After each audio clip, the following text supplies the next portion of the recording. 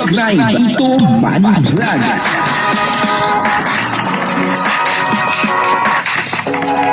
Payagan po si Tito Manny Vlog na mag-reactor para pambiling gamot sa kanya pong karamdaman.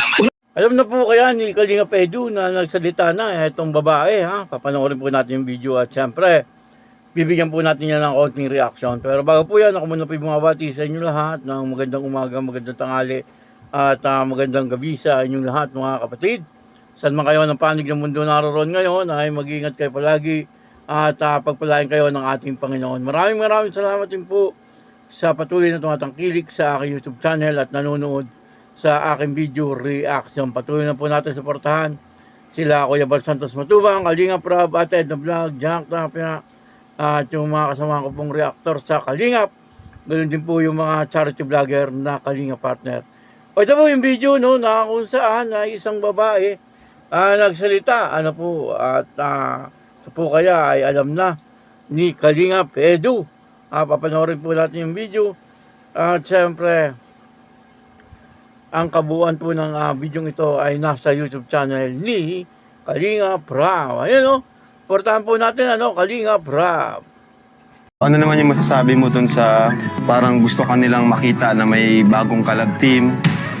Ano masasabi mo dun? Kasi parang parang naisip ko na ako na kahit wala mo po kasing love team, makakapagtapos naman po ako. Okay. At saka ang mahalaga po doon, kahit man po walang love team, yung ibang mga angels kumbaga, kahit wala po silang love team, andyan po si Kuya talaga. Hindi po lang pinapabayaan yun. Kaya may love team o wala po, andyan pa rin po. Same pa rin po yung care na pinapakita ni Kuya. On cam, tas off cam. Grabe naman, aganda naman ang sagot. Nakaka-touch naman. Kapag may love team po kasi, mas magiging magiging marami po yung May opportunity, no? Oo. Pero para sa akin po kasi, si Kuya pa rin po yung bahala po. Saka isa pa, parang inaano ka kay Kalingap Edu. Okay. Ano yung masasabi mo doon na parang madaming supporters na gusto kayong makita na magka-tandem? Ano po yan? May kilala ko. Meron kang kilala sino? May Jens. Kuya Jens! Grabe ako Kuya Jens, parang lumilipat ka na ha.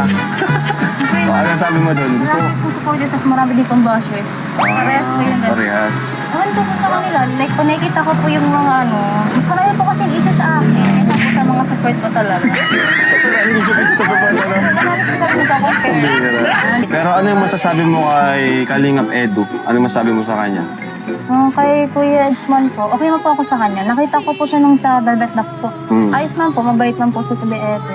Pero po kung sa usapang love team po, parang mas gusto ko na po irespeto lang din yung side niya po. Yan, Parang respeto lang po. Saka sinabi ko na rin sa mga viewers na si Kalingap Edu ay for real life na siya. Para na siya sa pag-aasawa, hindi na sa love team. Respeto lang din po sa gusto po ni Kuya Eds. Sa mga support. So, pero ngayon, merong gusto kong mga ka-love team. Yun nga po, dito po nagsalita na itong si Brigitte, kasi marami po ang nagre-request na maging katandem daw po ito ni Kalinga Pedro, pero marami din naman pong ayaw. Po. Pero ako, para sa akin ay payag ako. Payag ako na maging kalab team ito ni Kalinga Pedro.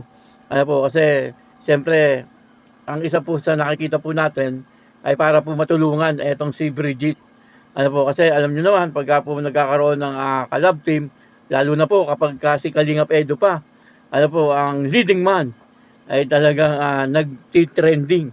Po, kasi subok na po, etong si Kalinga Pedro, wala pa po itong naging collab team na hindi po nag-viral. Po, kaya lang, bandang huli, yun na nga, ang problema ay nawawala sa Kalingap. Po, siguro naman, hindi naman po yung mangyayari. Kaya Brigitte, kitang-kita naman po natin na talagang si Brigitte ay matalino. Matalino itong si Brigitte. At alam niya po kung saan siya mapapaganda at alam niya kung saan po siya mapapahamak. Sabi po ni Brigitte ay pwede naman daw po makagraduate kahit wala naman daw po love team. Kasi hindi naman daw po pinababayaan ni Kalinga Prab. Totoo naman po yun. Patuloy po ang pagsuporta ni Kalinga Prab. May love team man o wala, ay naandyan po lagi ang suporta ng Kalingap. Meron po akong narinig doon na sinabi din ni Brigitte na bahala na daw po etong si Kalinga Prab. Ibig sabihin ay hindi po siya kumukontra. Kasi sinabi niya ay bahala na daw po etong si Kalinga Prab. Kumbaga ay kung ano man po ang desisyon ni Kalinga Prab ay payag po etong si Bridget, ano. Siya na rin po ang nagsabi, ano, kapag daw po na ilalove team ay talagang marami po ang opportunity. Ano po. At ang isa pa po dyan, ang magiging kalab team niya, siyempre si Kalinga Pedro. Ano po, si Kalinga Pedro, talagang subok na po yan. Ano po, talagang pagdating po sa love team, lagi pong nagbabiral. Sa ngayon, ay hindi pa po natin alam, ano, kung ano po talaga ang mangyayari dito. Ano po, sana ay matuloy. Ano po. Pero si Kalinga Pedro, parang ayaw na rin, no, makipag-love team sa nakikita ko po sa kanya. Ano po, pero siyempre kapag si Kalinga Prab ang nagdesisyon, sa laki po ng respeto ni Kalinga Edu kay Kalinga Prab, ay siguradong papayag po yun.